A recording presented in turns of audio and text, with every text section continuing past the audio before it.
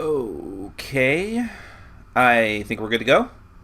All right, if you guys can see me and hear me, please let me know. I'm going to make some small adjustments here.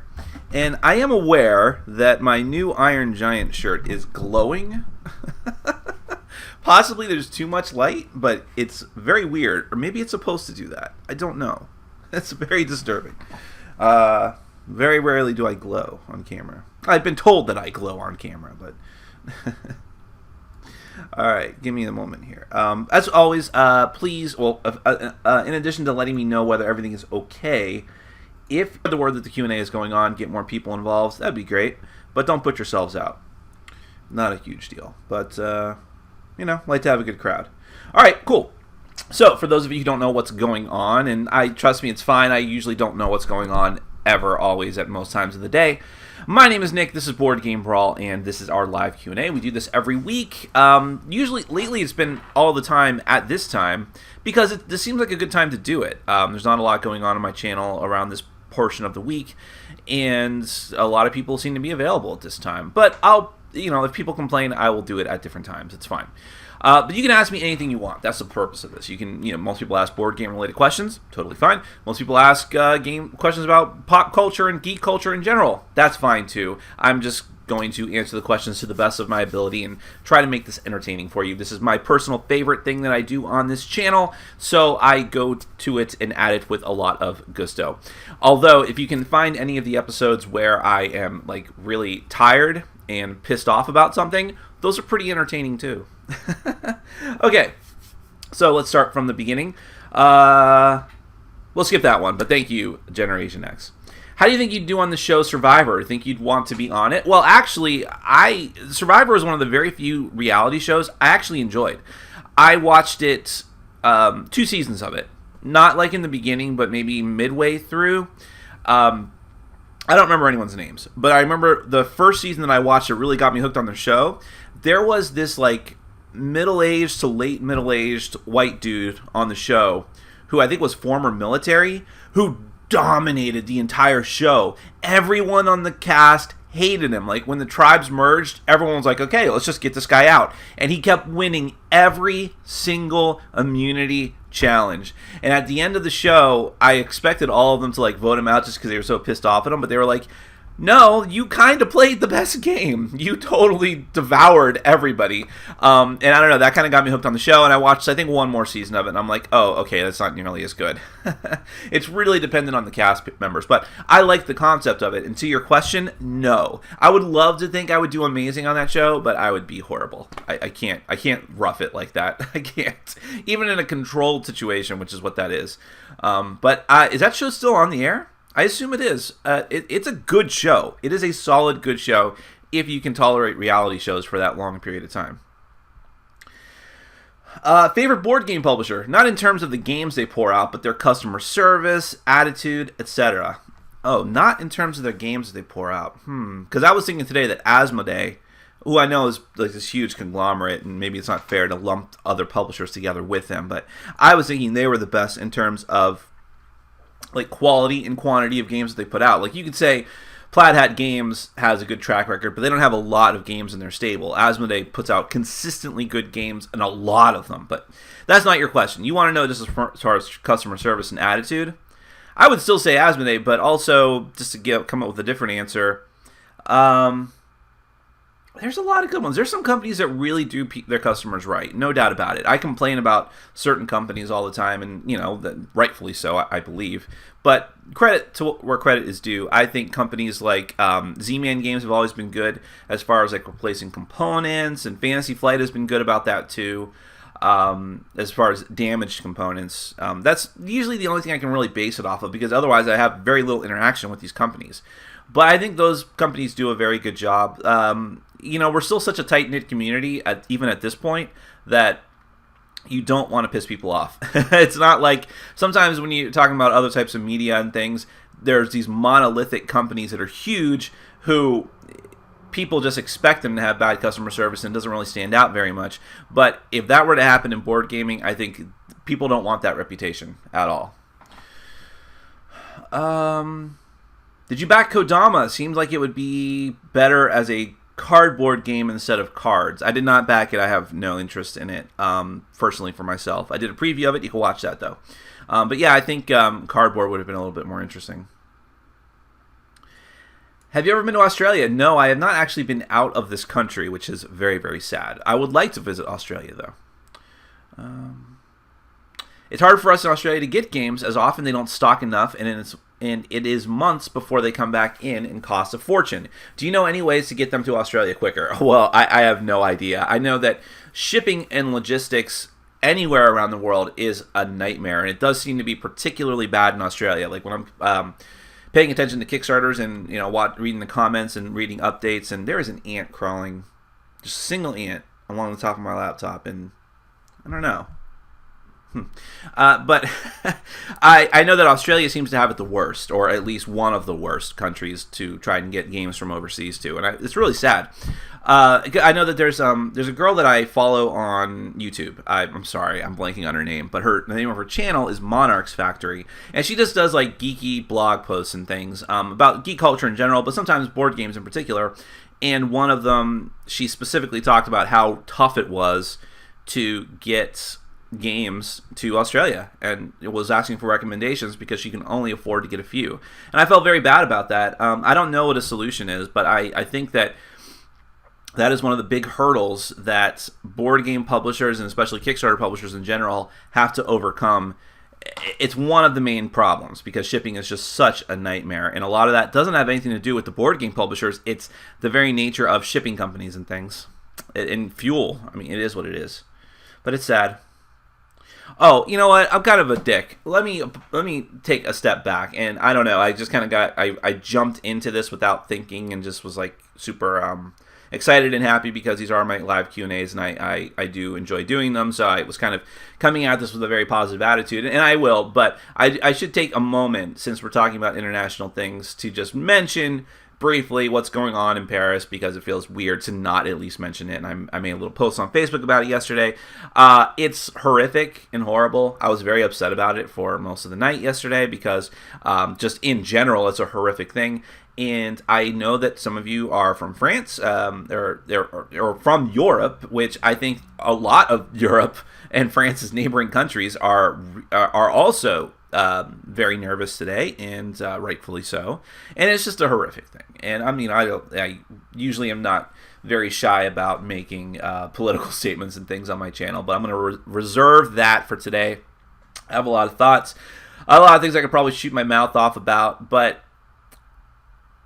yeah, it's very depressing and it's sad. And I think there's a good comedic bit about how thoughts and prayers are meaningless, and I do believe that to a degree. I think that the thing is, educate yourself and stay informed, stay up to date. If you know people over there, make sure that they're okay. Support them in any way that you can. I mean, I don't know what else to say, but it is a horrible thing, and I hope that I don't know. I don't know what the answer is. I just hope that we move past this as a civilization at some point. I always tell myself, I'm not an optimistic person in general, but when I try to be optimistic, I always say that when things like this happen, these are the sad and tragic growing pains of a civilization that is trying to move on to the next level. And I hope that that's all that it is. I try to be optimistic and not say that these are the benchmarks of a society in decline, but rather like I said, the growing pains of a civilization that is yet to reach its potential. And so let's hope that that's the case. So let's move on to happier things. And again, I'm sorry I didn't address that right at the front, which would have been more appropriate, I think. But that's me sometimes.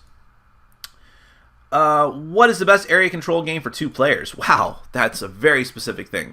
I tend to spend way too much time on these questions because I sort of rack my brain and put them on the spot. The one that immediately pops to mind, though, is Longhorn, which may not be the best area control game for 2 players, but I think you would classify it as area control. It's kind of a weird one. It's an abstract little puzzly game, but it immediately pops to mind because it's fun and fast.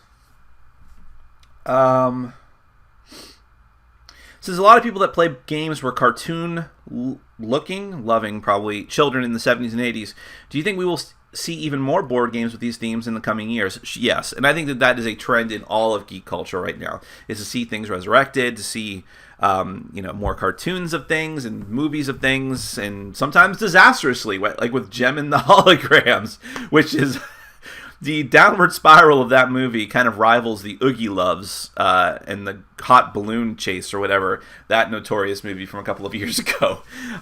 Gem being like the first movie that was pulled from theaters for not making enough money, which is really something. But, there's been bright spots too. I think you'll see more of that. I mean, you see the Teenage Mutant Ninja Turtles Dice Master set is going to be coming out this year. Maybe not this year, next year, I should say. It feels like it's the end of the year already. And maybe they'll do some other cool stuff. I'd like to see a good Transformers game. That might be interesting. I mean, I don't even like the Transformers movies, so you have a very high bar with me. I want to go back to the source material and make it good. But yeah, I think you will see more things like that. I want to see a good Robotech game too. The one that they have out now seems to have been kind of a disaster for Ninja Division. Hey, speaking of that, I swear I didn't even look ahead. Hey, Nick, who's your favorite Ninja Turtle? Probably inspired by that previous question, though. It used to be Donatello, because when I was growing up, I, of course, identified with the sort of geeky outsider that the others didn't understand. But I'm not all that smart, and Donatello is more of a nerd than a geek, if you want to differentiate people in that way. I would say I like Leonardo the best now. Not that I identify with him at all, but I just think that as a character, he's more interesting. I like in the newer Teenage Mutant Ninja Turtle cartoon, the one from Fox Kids or whatever a few years ago. He was really put upon a lot. Like, he wanted to be like the most honorable person, but he fell in love with like the daughter of Shredder, which is just weird. And but I mean, he always seemed like he had like these conflicts of interest, like between being a noble person, but also, doing what had to be done. I don't know. I just thought it was interesting. Is my gaming group slow, or do online reviewers and publishers fudge their reported playtimes down a bit? These 60 to 90 minute games I hear about tend to take my group more like 2 to 3 hours, for example. That is a trend I have noticed as well. I notice it with the Secret Cabal more than anyone. And I think, and I always try to be a bit more honest about it, like when you see the time spread on my little identification card in the middle of my reviews, it for my paid previews, it's whatever the publisher tells me it is or whatever's on the Board Game Geek page. For my reviews, I do it as accurately as to my experience as I can. So if the average of the games I've played of a certain game, if I feel like that average is higher than what's on the Board Game Geek page, I will indicate that. I'll have a spread. Like if the Board Game Geek page says 60 minutes and our plays were never less than 90, I'll write like 90 to 120 because I want people to get a good idea of what's going to happen. And I've been chided for that before. Like, it took you that long to play it. Well, our group, I don't think that that's necessarily true. I think those are people who play the game many, many times and are just experts. Like, okay, go. Okay, your turn. Okay, go. Like that, which very few people actually do. And I also think that some reviewers, I'm not accusing people of this. I don't know if it's true. I'm just surmising. But like the Secret Cabal, are leaving out time that they go off and do other things. Like, okay, end of my turn. Let's take a bathroom break, or let's all get some food and come back, and they just cut that time out of the equation. So, something to keep in mind. But yes, in boxes, always lie. Never look at that. Thoughts on the Berserk Princess Jellyfish crossover? I have no idea what that is. I'm curious enough to look it up, perhaps while I'm answering another question. Does it bother you that Kingdom Death Monster will not win any rightful awards, Art, Innovation, or Game of the Year, because so few will play it? Maybe it'll be the first Oscar snub of the board gaming community. That is definitely a concern. And if that happens, it's because of the nature of the game itself and what the publisher decided to do with it. It's a pricey item that is, was very, very expensive for people to get. And I think the other person was making a joke on me. I see nothing like that, but that would have been funny. It's a pricey item. It's hard to get. It's got very, very mature subject matter, and I think it's, as most of you are probably well aware, the vast majority of the board gaming community tend to be more family friendly, which is not something I'm necessarily happy with because it means that we don't get a lot of cool, mature content like Kingdom Death. But that's the case. And I mean, there's a lot of Christians in the board gaming community who will never play a game like that. And I think that you can almost guarantee that it will be snubbed. A lot of people are also very, very put off by the pinup models that were released as part of the campaign. And that, I feel like, is... In one sense, there's no way that campaign would have made as much money if they didn't do the pinup models, which, if you don't know what they are scantily clad female miniatures that have nothing to do with the game. They just made them to make them, and you can buy them and paint them if you want, but that's all that they're there for. They have no gameplay elements, and there's none of them in the box for Kingdom Death Monster, okay? They are purely this extra other thing. And you can't even buy them through the website right this second. But because of that, the game has a very bad reputation amongst a lot of these very family-friendly people in the board gaming community.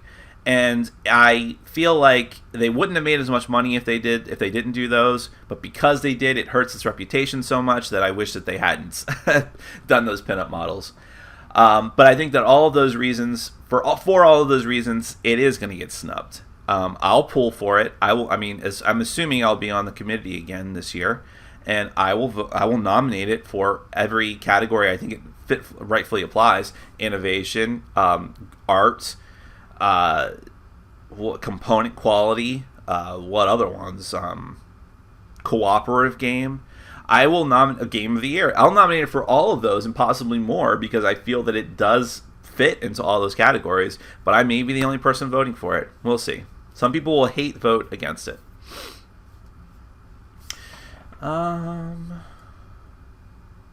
It does bother me, by the way, because I've heard some reviewers, and I'm not going to name names, I'm sure you know at least one of them, who have said, I'm not going to play it because I don't like the subject matter, and I'm sure it's not that good because Kickstarter backers are just into the hype for it.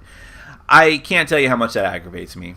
I really can't. I mean, because these people obviously are not paying attention. They're not paying attention to the community, where there are more posts showing up on the Kingdom Death site from people playing the game actively, doing session reports, asking questions, talking about the models that they're putting together, asking rules questions all the time. There's more activity going on that forum, even with the small amount of people that, relatively speaking, that backed it. I mean, than any other game. And more people are pre-ordering it or were pre-ordering it when it was available, and all of these different things, and it is shooting up through the ranks, and people still want to say, oh, it's just Kickstarter backers who are, enamored with the game and want to justify the money they spent.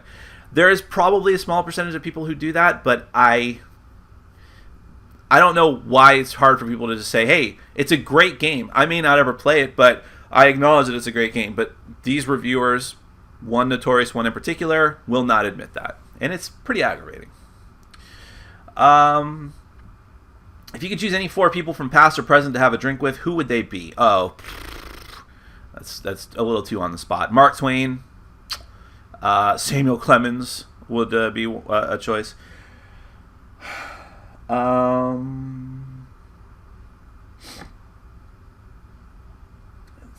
There's a few presidents. Presidents or people who were, notable in American politics who I'd like to, past or present. So it could be someone alive then. I'd like to sit down with Jimmy Carter and Bill Clinton, Ben Franklin. Really, really interesting people. I've named nothing but white people, white guys, so I do apologize for that. Joan of Arc, I want to know what her deal is. Was she just crazy, or was that just spin? I do want to know that, though. There's a lot of people. I don't like on-the-spot questions. I do like those questions, but it's really difficult for me on the spot. But, yeah. Oh, here's one. Has anyone told you look like a dark and gritty Rick Sommer? No one's told me that, but I have seen pictures of him where I look at it and I'm like, that's me from high school. Like a very chubby baby face with glasses. That was me in high school. And I think that if someone told me like you guys are long lost relatives, I wouldn't doubt it, but based only on appearance. I'm sure that he would not want to hear that. Did you get the Apocalypse box add-on with your pledge of the other 7 sins? No, I only pledged $1. I didn't have the money for that really at the time. So when the pledge manager opens, which might be now the case, I don't know, I will probably get the Apocalypse box. Assuming I'm not broke at that point.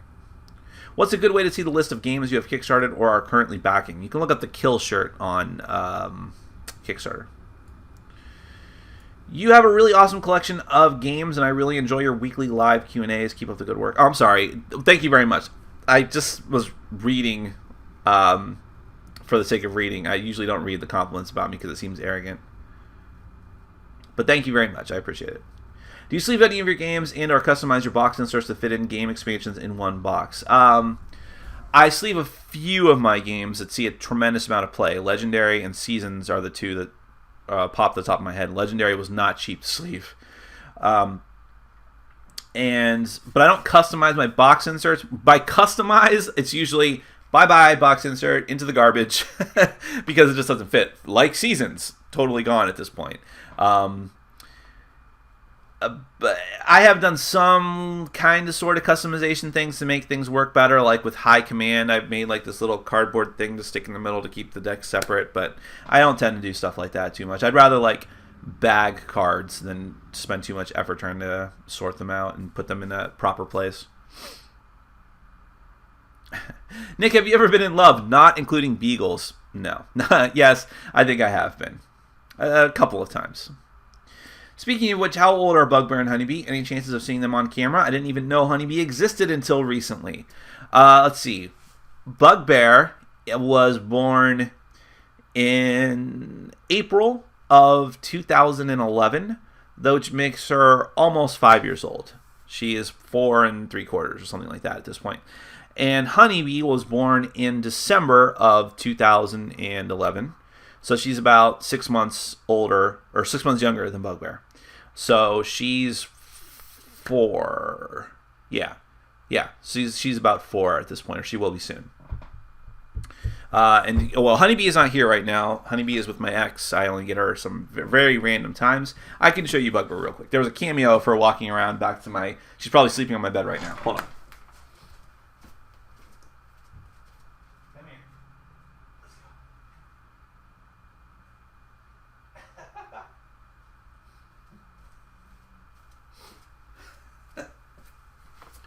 Oh yeah, she was out like a light, but she looks very bewildered, like what is going on. See, usually she knows that when I'm doing stuff with the channel, like talking during a Q&A or just shooting a video, she doesn't bother me and kind of leaves me alone. But she's a good girl. All right, do you want to go? You can go. You're released. And I do love my beagles. So, all right, Bug, I'm sorry. Thank you for your time.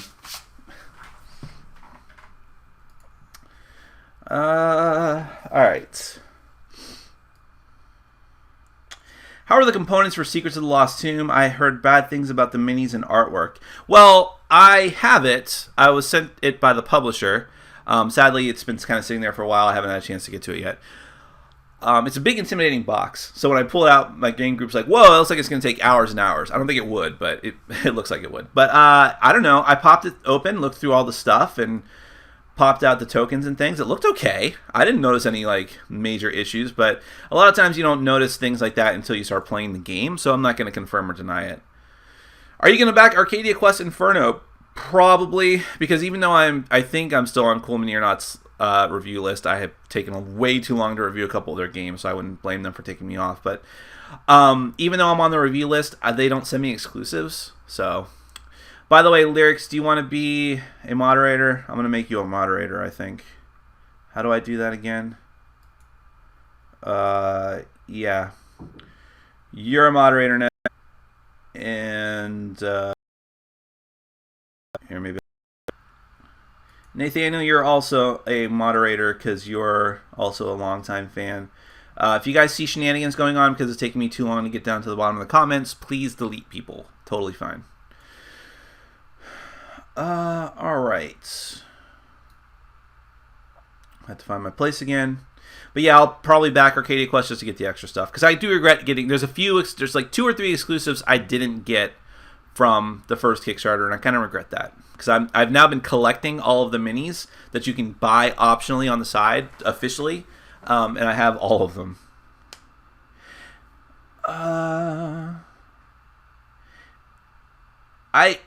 Nathan, you're missing some important words from your question. although it seems like a good question. The way it's written is, do you have any must recommendations for Kingdom Death? Music is what you mean to say. Do you have any music recommendations for Kingdom Death? Are fantasy or metal? Well, no, horror music is what we went with. That feels appropriate most of the time. And then when we went back to town, I played corny village music, like JRPG music. What are you most excited for in Arcadia Quest Inferno? I'm not. I mean, it's just more of the same, it feels like to me. Just more scenarios. I just want more characters, which is the best thing about that game, and more monsters. I think the huge monsters look really cool.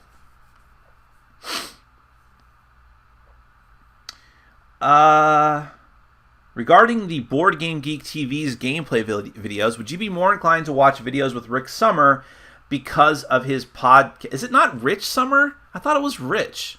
Maybe it's Rick. No, I thought it was Rich. Well, whatever. Would you be more inclined to watch his videos because of his podcast? Well, I only listened to a couple episodes of his podcast before he stopped doing it, and I thought it was good. And I like him. He's a very congenial guy, very fun, and very into the hobby. And I think he follows me on Twitter or something, which is worth something. And I would check out anything that he does, personally, except for Mad Men, just because I don't like Mad Men. Hi Nick, what animes are you currently watching? Also, weren't you going to do segments on your channel devoted to anime and manga? Well, I was going to do manga. I was going to do segments on my channel devoted to anything else geeky related, and that just kind of...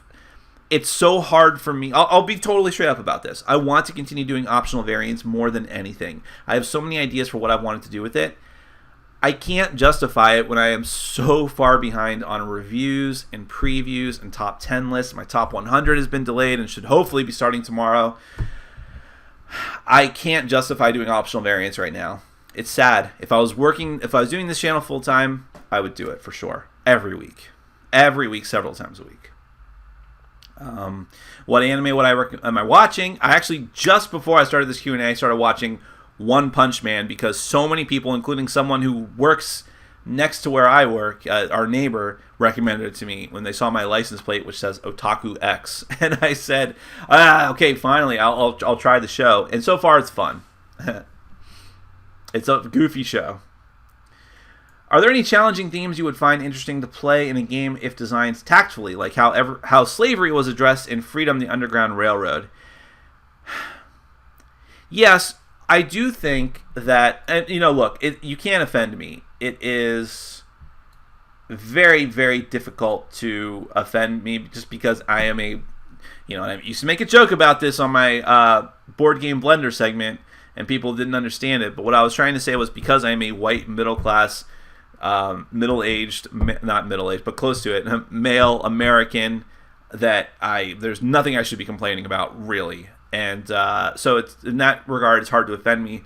And I'm okay with a lot of different subject matters, but I am at least respectful of people who might not be. And so, for instance, let's take, for example, since it's again in the news, sadly, terrorist attacks. There have been some attempts to make games out of them, out of the idea of terrorism, and with the exception of Homeland, which was directly based off of a TV show about terrorism, none of them have been any good. But I think that it is a subject matter that could be interesting. It's just that sometimes when you're in the middle of it, it's tough to appreciate it or give it a chance. And I totally understand that. So it would have to be something from the past. And I think that Freedom: The Underground Railroad did a great job with slavery, in like trying to, making your characters heroic individuals and while still trying to maintain historical accuracy to a degree. So I thought I did a very, very good job. And it was a good game, which is very important. But I don't know. There's some things that are still to this day so toxic because of the nature of them and how people are understandably still upset about it, like the Holocaust. You could make a game about saving people from the Holocaust and people would appreciate parts of it, but people would still say, no, you can't really make this into a game. No matter what you're doing in the game, even if it's the most heroic things possible, it's still too soon, which seems odd to say for something that happened 70 years ago, or close to it. But remember that there are still Holocaust survivors alive today, and the progeny of Holocaust survivors, or people who died in the Holocaust, I should say. And so, I don't know. Sometimes I think that political correctness can get a little bit too go too far. But sometimes there's a reason why things shouldn't necessarily be made into a game all the time. And I think that Freedom was one of those rare games that could do it in a tasteful way. I don't know what I would want to see, or if I even need to see something that's based off of some sort of real-life tragedy, but I would certainly be eager to see someone do it well and respectfully like Freedom did. I don't know. I guess that's a very roundabout way to say, I don't know what to do. Hey, Nick, what is the best post-apocalyptic board game on the market at the moment? Oh, that's a great one. I don't think there's any great ones. Really. I mean, if you count the zombie games, I like Dead of Winter, of course. It's an awesome game. And I would say that's the best zombie game, if you count zombies as post-apocalyptic, which I guess it is. But I haven't been enamored with some of the other ones I've played. People keep telling me Post-Human is awesome, but it doesn't look very good to me. I think it's a lot of Kickstarter hype, to be honest. I think that's justified. I mean, that is justified to accuse it of Kickstarter hype. There's that game Wastelanders that came out at Essen, which looks interesting, but why don't we have a Fallout game yet? That seems logical, right? If you were shrunk down to the size of Ant-Man, what game would you want to be set up nearby? I just watched Ant-Man for the first time last week. It was good. I liked it.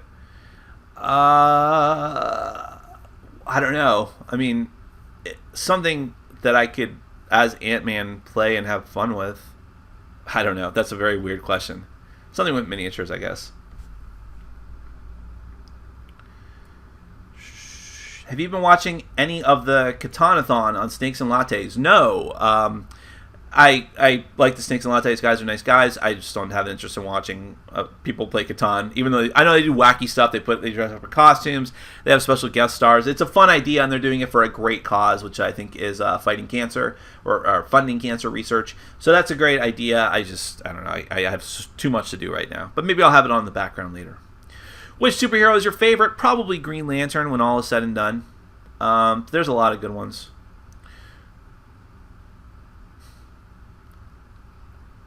Tony, I would love to answer that question, but I don't think I should.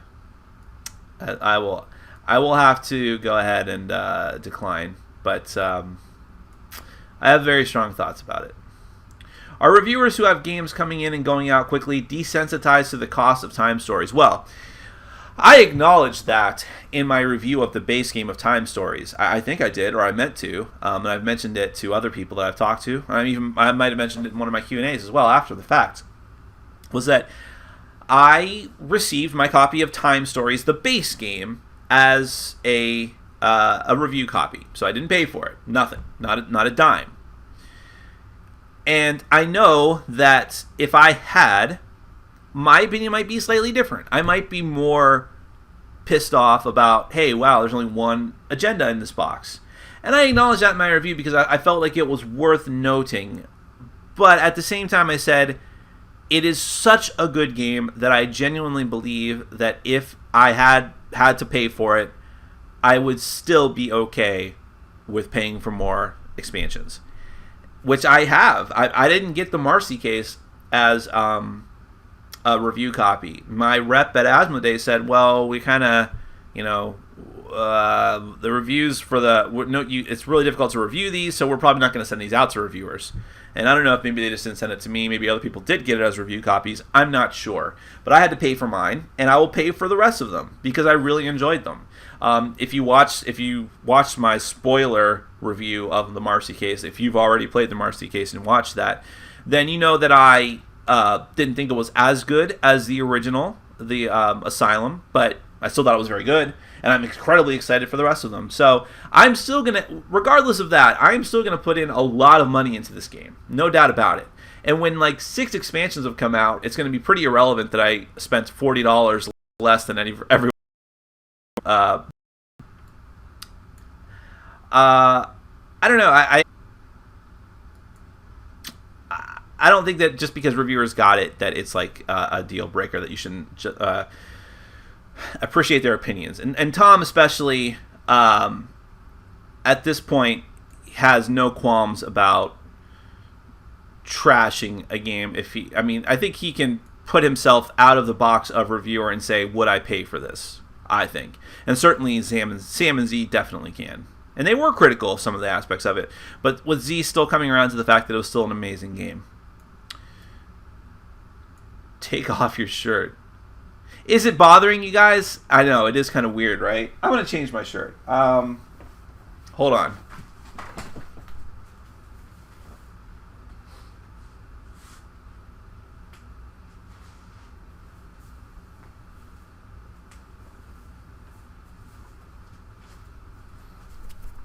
I didn't want to wear this shirt so early because it's still early November. But there's my Christmas Final Fantasy shirt. You'll get a sneak peek.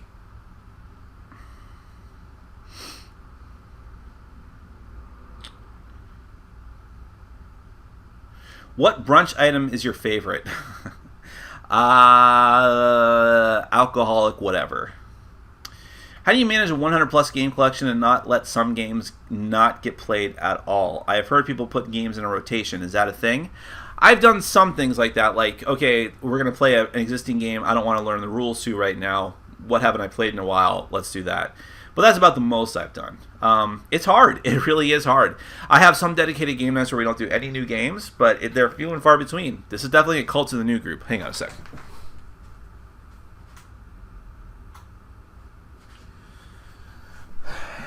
Yeah, no, the lighting's kind of rough today. I have my blinds open too, so sunlight is streaming in, which doesn't really help. How many people that you work with watch the channel, and are you praised as a celebrity at the water cooler? Nobody does. I wonder, my boss knows about my channel, but I don't think that he ever bothers. I think he purposely doesn't because it would piss him off to know that I'm spending so much time on the channel and not on his job.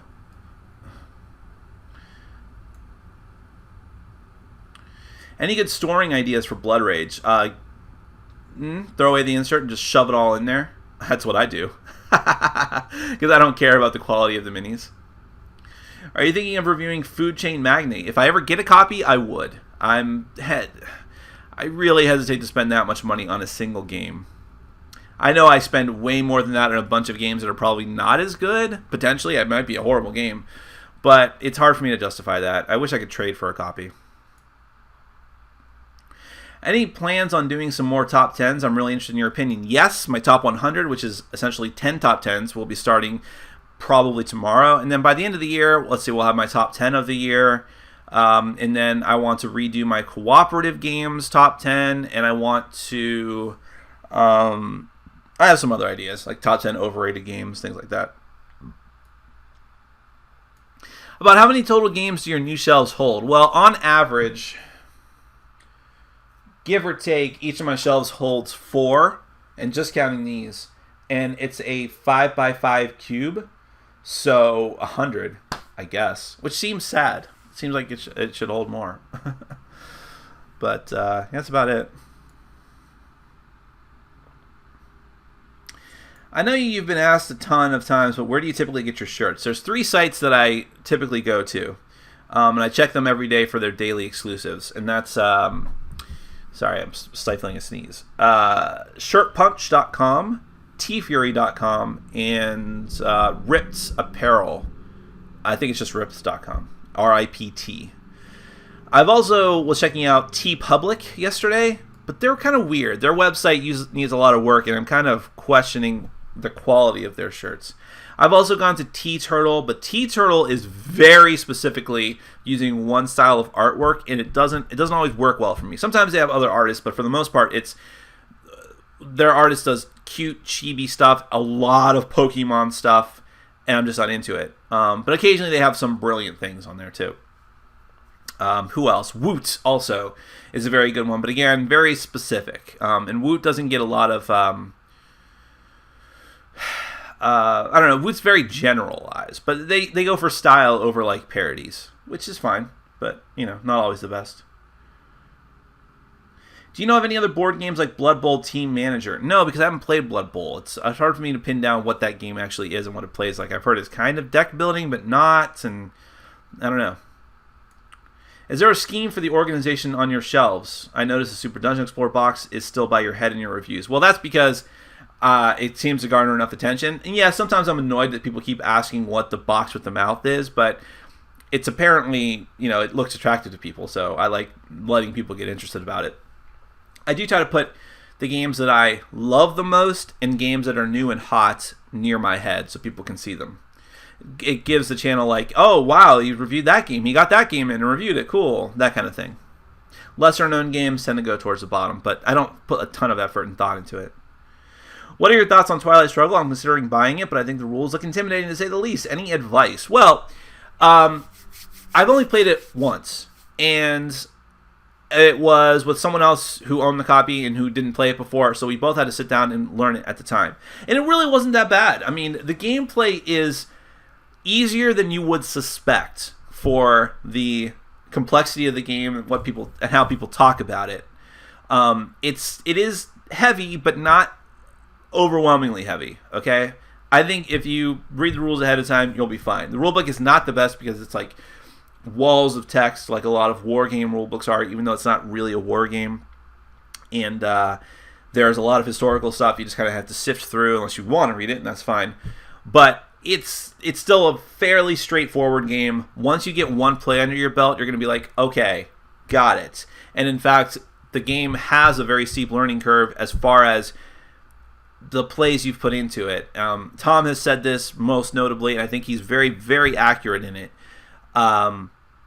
Someone who has played the game even one more time than another player has a distinct advantage, especially in their early games. If you've played the game twice and you play someone who's only played the game once, or if you played the game once and you're playing against someone who's completely new to it, you'll probably crush them.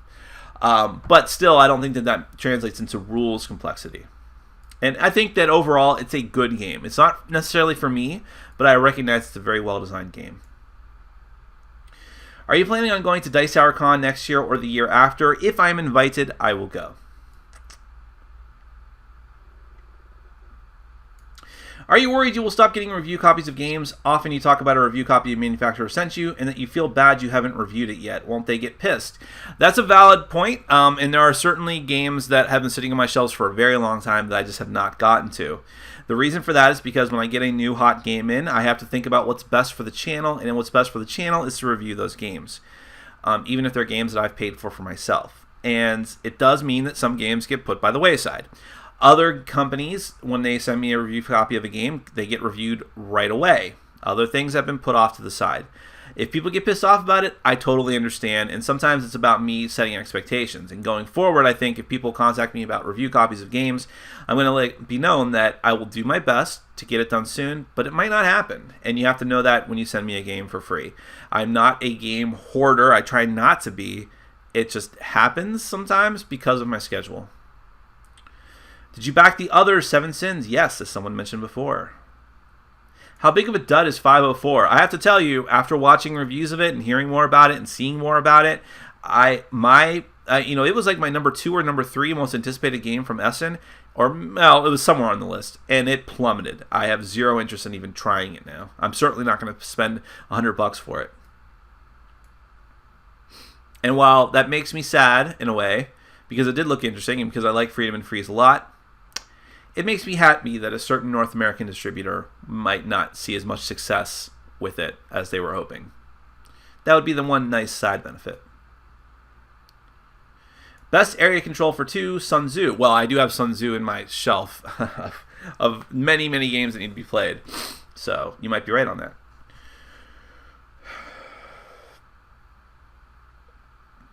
Would you be interested in trying Blood Bowl? Sure, I'd try it at some point.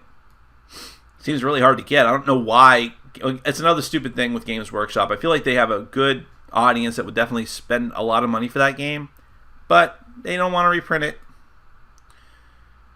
Random clock emoji thing to say hi, and I'm about 10 minutes late, but still several hours ahead of you here in the UK. Does that make me a time traveler? As much as anyone is a time traveler, yes. What games are your gaming group going to play tonight? We are going to play, I'm going to get another play of Runebound 3rd Edition in. Wait for my review of that. I have the Flick 'em Up expansion I want to try again. Portal, the game. And for the hell of it, I bought the new edition of the Resistance and the small expansion Hidden Agenda. Because I want to play them and try them. So, I haven't played the Resistance in a while. We played a Resistance so much I think we got burned down on it. But with the new stuff, I want to try it again. See if it's any good. So, also, I still want to get to Darkness Comes Rattling, which is a very interesting game that came out of nowhere from Weird Miniatures. It's got a weird sort of like story influenced by, I don't know, I guess it's supposed to be Norse mythology, maybe, but it feels Native American in tone and tenor, and it's cooperative, and it's very odd, but I've been very eager to play it. I don't even know if anyone's reviewed it yet, but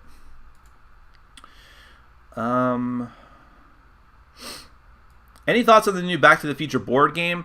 Well, I'm excited that one exists and will be happening, except that it's coming from IDW, who has been extremely disappointing in every way. Every way. I'm kind of over that, and I think that IDW Games is going to end up being a total bust, all in all. And I'm sorry that Pandasaurus, who is a legitimately good company, got roped in with them.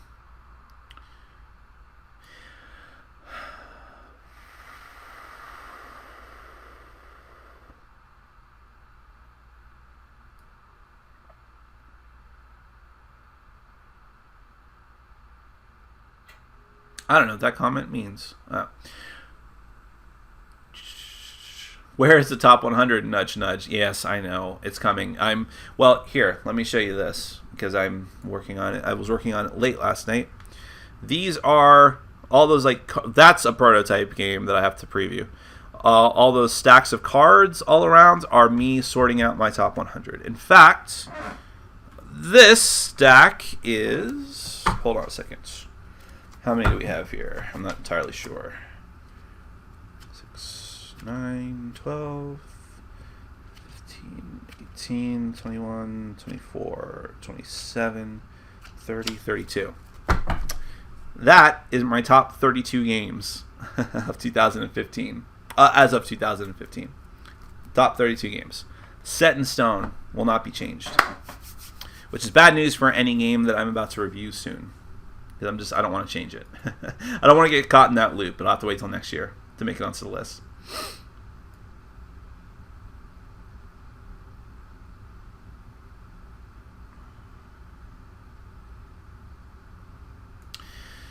If possible, can you pull back on the religion hate? There are plenty of people that are religious and not assholes. It's starting to wear on me during these Q&As, even though I like these otherwise. Well, I've certainly never said that all religious people are assholes. I don't think that I even implied it. But if that's what you took out of it, then that's fine. I have very strong feelings about the matter, and I would think it would go against what I'm trying to do to not be open and honest when I think that mentioning it applies to a certain conversation. But if I have made you think that my inclination is that a lot of religious people are assholes, then I do apologize for that. I'll try better to not let that be the case, because some very close friends and people that I respect a great deal in the industry are religious. And not just in the industry, people I know in my life. So... Are you an avid reader? If so, any favorites? Not as much as I used to be. I used to devour books like one a week, and now I do not. But I love fantasy novels. I love the stuff of Ari Salvatore. I love his Dark Materials. It was really good. Terry Goodkind, even though he's really went off the rails eventually and was like a big Ayn Rand follower, but still, good stuff.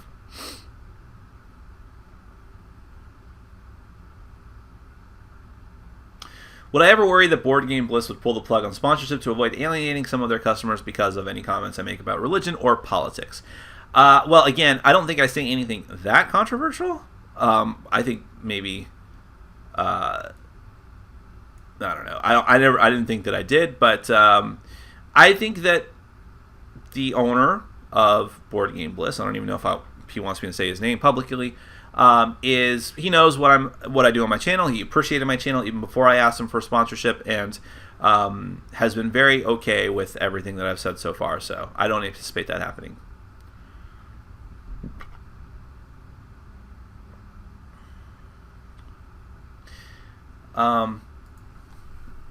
Sorry.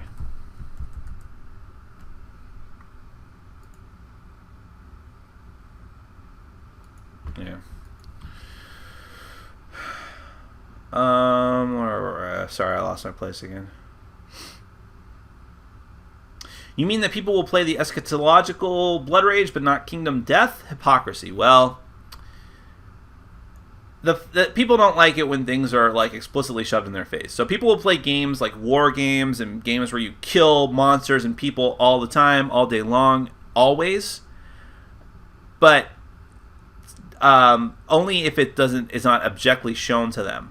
And so when you play a game like Blood Rage, the artwork is kind of, they don't show people getting eviscerated. They don't show people getting obliterated in Ragnarok as different areas are destroyed. And Kingdom Death says, well, no, we'll just go ahead and show you people getting ripped limb from limb. Which you might say is gratuitous, but I think goes in with the horror theme. And, yeah, I don't know. Maybe hypocrisy is the word. It is interesting that if people actually had to see the consequences of their actions that the characters that they control take, they probably would have a different frame of mind for it, But like if you were playing Descent and the artwork, whenever you killed an enemy, you flipped over their card, and on the other side was like their entrails, their bloody entrails, or their charred corpse all over the place. But people can make believe that they're just like, they hit them and they disappear. Yeah, it's weird. How much game time would you say there is in a time story scenario? It varies wildly. It probably took us 4 hours for the base scenario from the main game, but then we were able to finish the Marcy case in like 2 hours because we only had to go through the run through twice, 2 runs. But that might not have happened. It was kind of random. I can't really say too much more than that. So it's going to vary wildly. Was it pretty sweet being the first reviewer they showed on the Pandemic Legacy trailer? I was very shocked by that when someone shared it with me. And I was very happy about it. I don't like my quote very much, but I realized I didn't have much quotable stuff in my review. They also didn't include me in the montage of people saying Game of the Year because I don't think it's the Game of the Year, but I think it's probably in the top 10. That wouldn't have made as good as a quote, though. Miniatures aside, what is the better space game, New Dawn or Forbidden Stars? I'm going to say...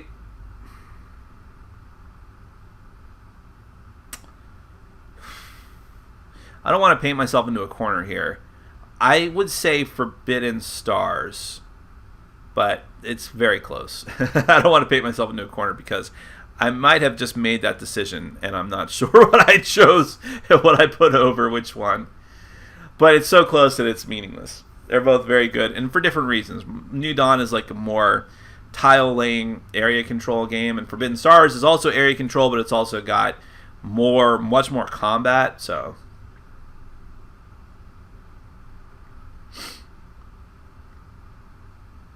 All right, well, okay. It took it a little bit out of context. Okay, why are you sorry that your 4 choices to have a drink with are white? Is being white something to be sorry for? No. I was kind of upset that all of my choices were specifically, like, white middle-aged dudes, also involved in politics. When I would have liked to I think it would be good to have talks with a diverse group of people from history. But, so I didn't mean anything by it like that. Did you get the legendary specific sleeves or just normal sleeves? Well, they're not normal, but they are, they're not legendary specific. They're Ultra Pro matte sleeves, which are really great and high quality. Time Stories or Tragedy Looper? I'm going to have to go with Time Stories now. I really am. Thank you very much, Elizabeth. You are very sweet. Who is your favorite Whackpacker, past or present? Most of the audience will have no idea what we're talking about, Mitchell, but... favorite. I'm going to say Hank the Angry Drunken Dwarf. Have you played Colosseum? If so, what are your thoughts? I have not. I'm a little worried about that because I feel like sometimes I love the Dice Tower. I love everything that they do over there, and most everything they do over there, and I have a great deal of respect for them. But sometimes their personal favorite games get hyped up so much from getting mentioned over and over and over again on every top 10 list that they do that I think people get an unreasonable expectation for how good the game actually is. And people don't stop to consider why a game went out of print in the first place. I understand that Colosseum from Days of Wonder was very expensive to produce, had a lot of great components, and that's part of the reason. But I still think it went out of print for a reason. That it wasn't selling the way... If it sold well enough, it doesn't matter how expensive it would be to produce. Same thing with HeroScape. Okay? If it sold well enough, that cost can be justified. It didn't sell well enough. Same thing with Mission Red Planet. I think a lot of people are getting Mission Red Planet and are like, with the new edition, are like, oh, wait a minute. Yeah, this went out of print for a reason. Because it's a very mediocre game. And I'm worried that Colosseum is going to fall into the same thing. But it gets so hyped because a couple of prominent reviewers keep talking about it constantly. That's what I'm worried about. There is a danger in that, I think. And I would say that I'm the same way. If you hear me talk about a game that it's an amazing game, do your research, is what I would say.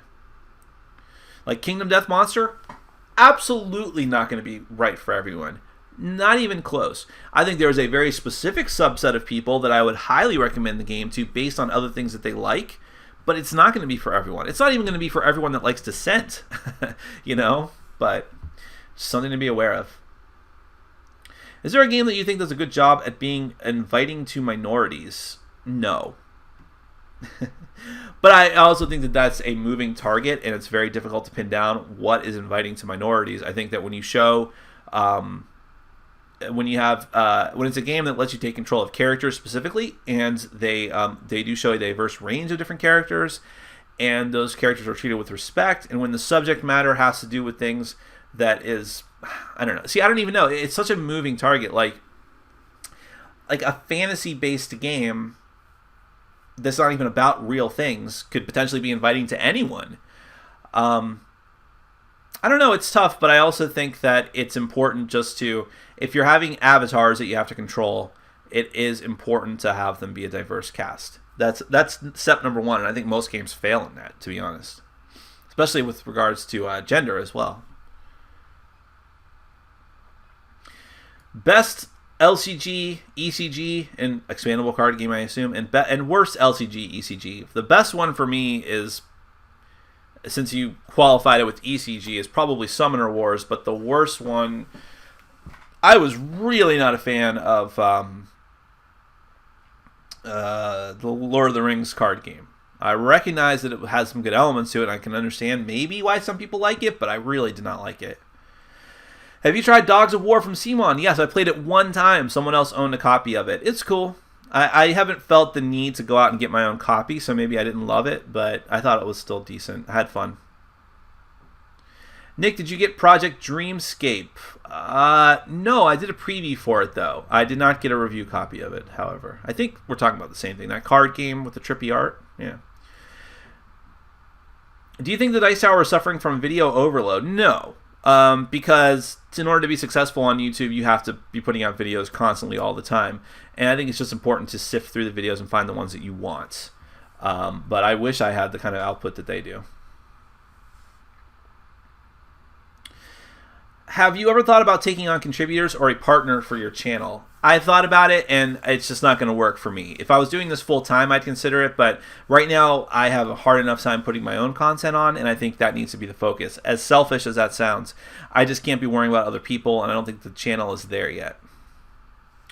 What's a game you always dominate at? Start playing tournaments and win money and quit your job. Well, as if there's, like, how many games, board games, can you actually say that for? I mean, Magic, people can quit their job and do, but I don't think anything else can. Even the people that do the World Board Gaming Championships, I don't think they do that year-round. And they don't get a lot of money for it, or any. I don't dominate at really any game. I'm very good at Seasons, but I've also been destroyed in Seasons by people more experienced than me, especially online. I'm very good at, like, Dead of Winter and the Resistance, but no. But good idea. I like it. You're thinking outside of the box.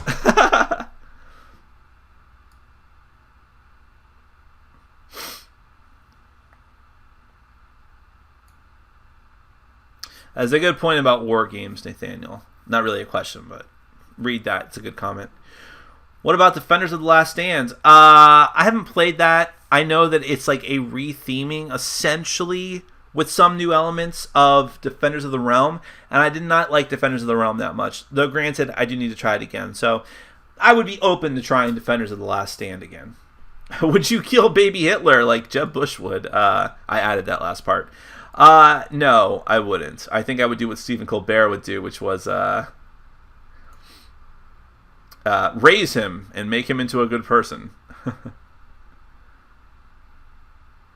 Stop tormenting me with Fallout 4! I wish I had the system for it. I wish I had the time for it, too.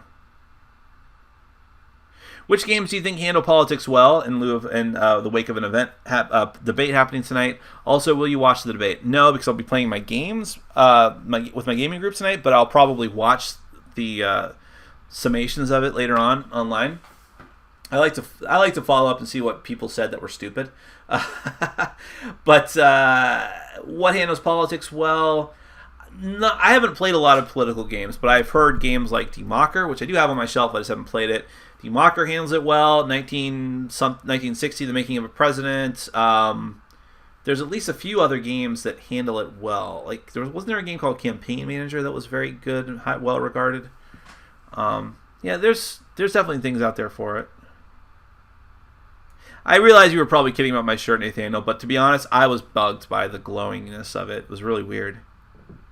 Have you tried Keep Talking and Nobody Explodes? No, I have no idea what that even is. We're getting to the end here, but I'll check that out. Love the shirt. Where do you find all the cool shirts? As I mentioned before, this one in particular was from... It's either Ripped or T-Punch, which sadly means that it's not available right now. They come... Ripped and Shirt Punch only have 24-hour deals. And once they're gone, they're gone. And they might... You have to wait for them to show up again, which might be whenever. Although, shirt designs go in between all these different sites. So, if you don't find it on one site, you might find it on another site. I love that now people are angry at the guy who asked to change shirts. Yeah, that jerk. How dare he torment me about my shirt? Are those new shelves or is it a different room? New shelves. Who asked him to change shirts? Why was that a thing? My game group has thought of doing a New Year's challenge of playing every game in our collections at least once. Good luck with that. Although it's a laudable effort, and maybe that's what I should be doing. Can you change your underwear? Be right back. What underwear? Commando, buddy. You had a figurine from Evangelion behind you on your old shelves. What happened to it? Do you collect anime figurines? It's still up there. It's on the very top of the shelves, which is not usually on camera. I don't collect them, but I like that one a lot. Actually, I bought that one for myself when I bought another one from Evangelion for a friend of mine. My friend got the... what's her name? The new character, the new tacked-on character who wears the pink outfit and has the glasses from the movies, the new movies. And I bought myself Asuka because Asuka's my favorite character. I'm about to get a shirt with her on it too, which is cool. Can I have that Final Fantasy shirt? No. Dude, also, do you think there could be a good Final Fantasy board game? Yes, but it would be very specific. It would be, you could do a Final Fantasy Tactics game and make it sort of like a Descent-style dungeon crawl, tactical skirmish type game. Mixture of those different elements. It would be very, very specific to that type of thing. I think, okay, well, let me clarify that more. You could do any of the traditional Final Fantasies as like a Descent-style, campaign-style game. And you could do Final Fantasy Tactics as a tactical skirmish game like Crossmaster Arena. And they would work very, very well. And hell, I would love to see a Time Stories mod that was Final Fantasy. Which basically there is going to be one like that.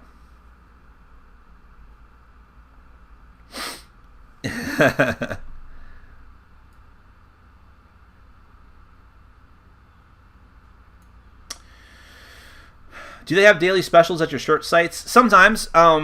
You can, well, like the shirts that they put up for exclusivity are usually at a reduced price and then become more expensive the next day. Like you'll have a last chance to get it. And I think some of them ship internationally. The Shirt Punch is from Canada and they'll ship to the US. Which isn't really international.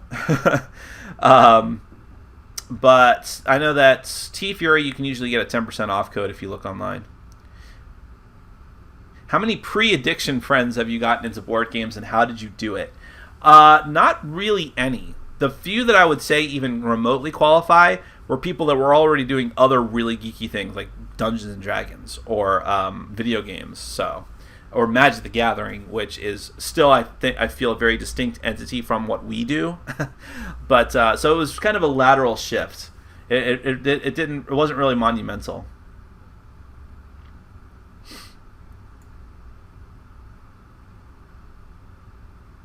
What about a game called Catch the Nazi, which could be a hidden info game?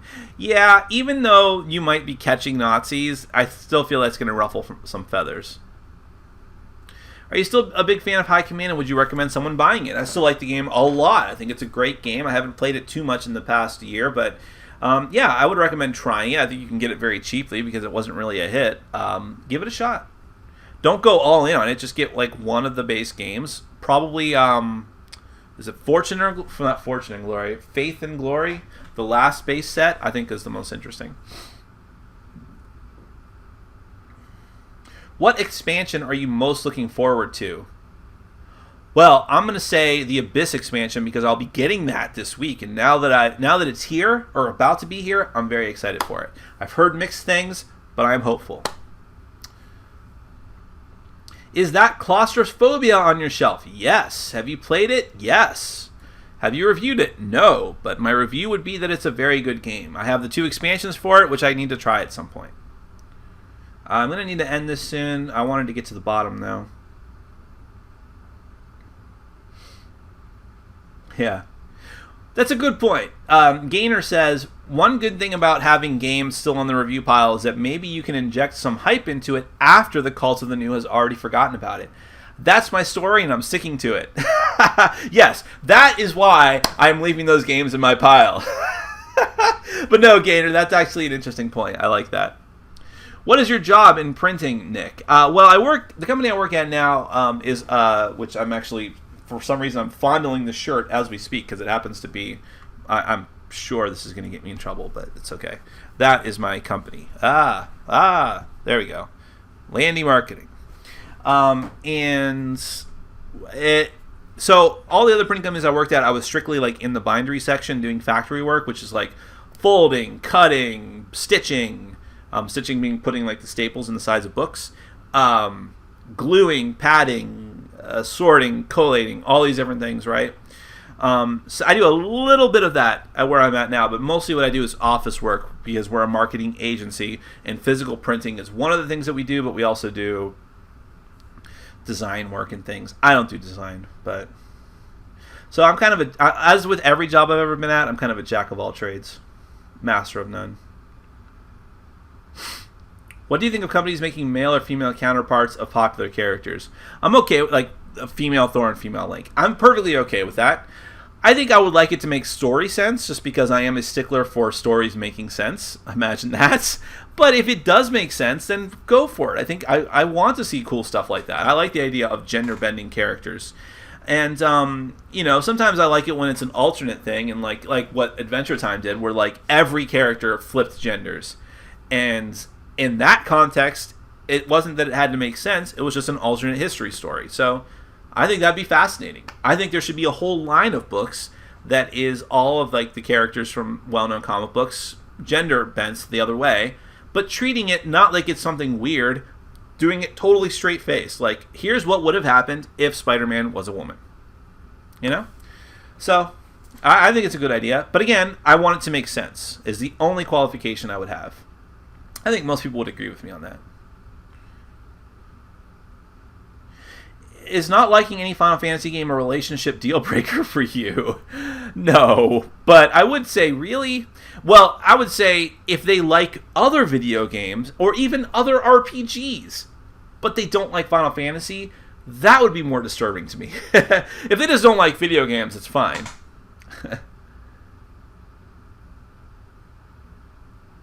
Have you gotten to play Castellion yet? It's sitting on my table over there right now. Does that mean the Oniverse review is coming soon? Well, I still need to play Sylvian. If I can get that played, I might just do all 4 reviews one at a time, at the same time. Onirum, Urbian. Urbian has not been re-released in a big box set yet. Big box set.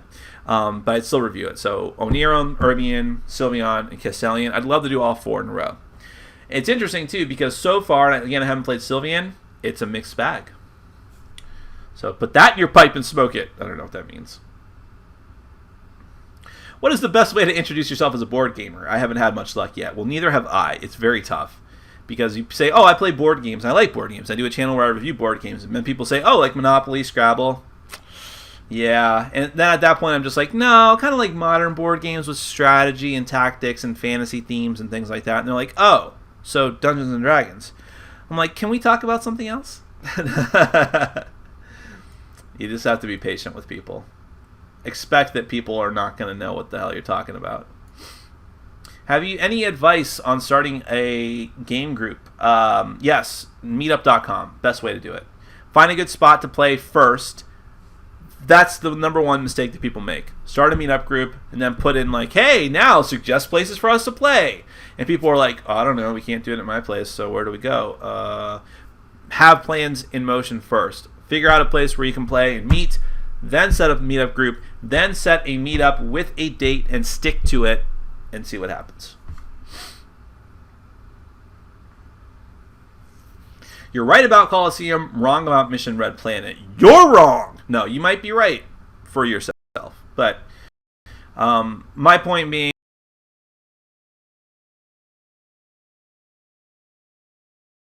what are your thoughts on Runebound 3rd Edition? You'll have to wait and find out.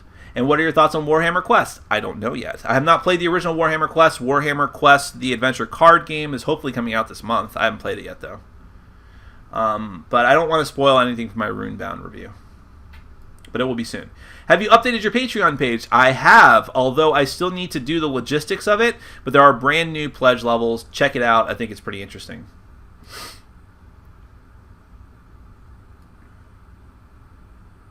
Post-apocalyptic game, Neuroshima Hex. Yeah, I hadn't even considered that. I have that on my shelf and I haven't played it yet, but it does technically, it's more of an abstract game, but it does technically have post-apocalyptic material in it.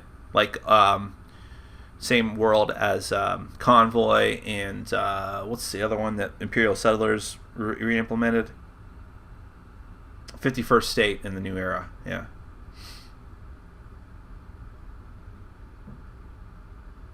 I already answered your claustrophobia question. Do you have any thoughts on Bernie Sanders? I think he's a great American. I think he's a good person. I like his plans. I like what he does. I wish that he would be president. He will not be president. But, you know, and I think this is his last chance, unfortunately. But I hope that there will be a standard bearer who picks up what he is doing and runs with it. And I think that Elizabeth Warren will be that person. And I hope that she is. And I wish that she was running now. Nick, any advice going to Army basic training in a week? Well, first and foremost, Joe, thank you for your service, and I appreciate that you're willing to go and do that. I don't have advice. I'm very intimidated by the prospect, and I hope I'm never conscripted into the Army, because I don't know how I would survive. And I don't want to make you scared about that, but I think that the number one thing is to stay focused and to make good relationships with the people that you have there, and lasting friendships. And don't let it change the person that you are, but take the good things that can come from that kind of training and make yourself into a better person than you were before you went in. So I guess do change. Well, okay. None of that made sense, but have fun. And thank you for your service. I know Fallout 4 will run on lower settings with a cheap PNY. Okay, yeah. I know. It'll probably run on my computer if I really wanted to, but I don't have time for it anyways. But one day I will. Will you be reviewing Post-Human? I would eventually. I'm not going to go out of my way to get it, though. If I get the Abyss expansion, it will be at the top of my list of things to review.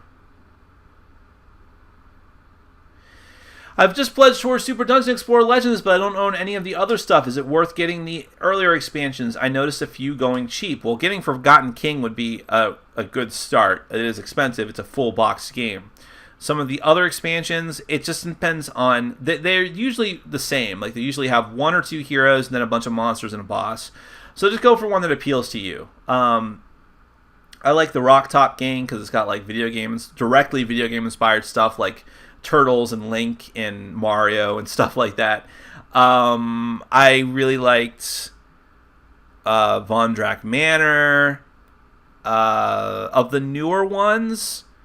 I'm looking on my shelf. The Stilt Town Zombies is kind of cool. The woman with the rolling pin, as stereotypical as that is, and not necessarily that PC. I thought it was still funny.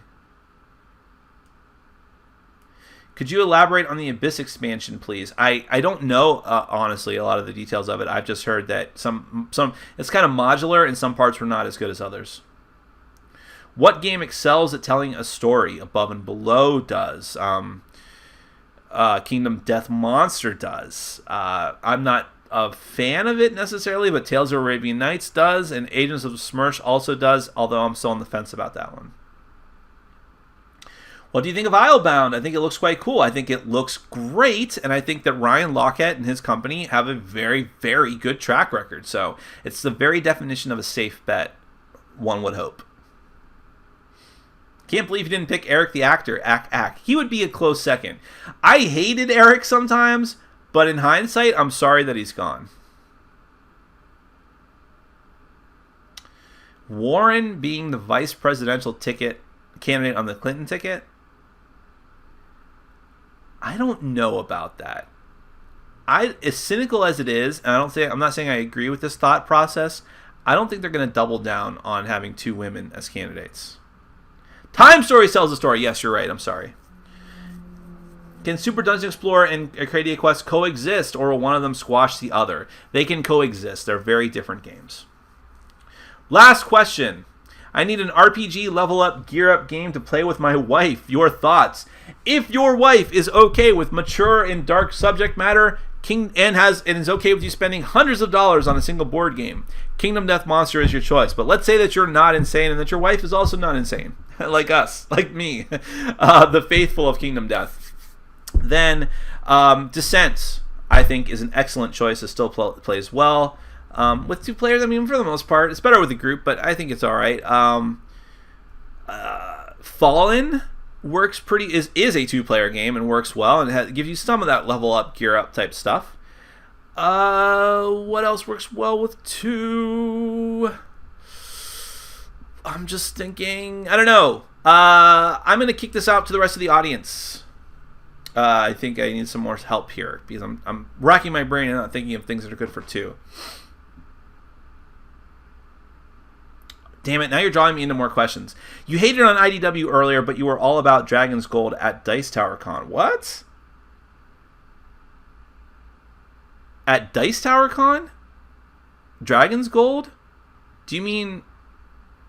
I don't even know that I played that at Dice Tower Con, or did I talk to you about it? Maybe I just talked to you about it.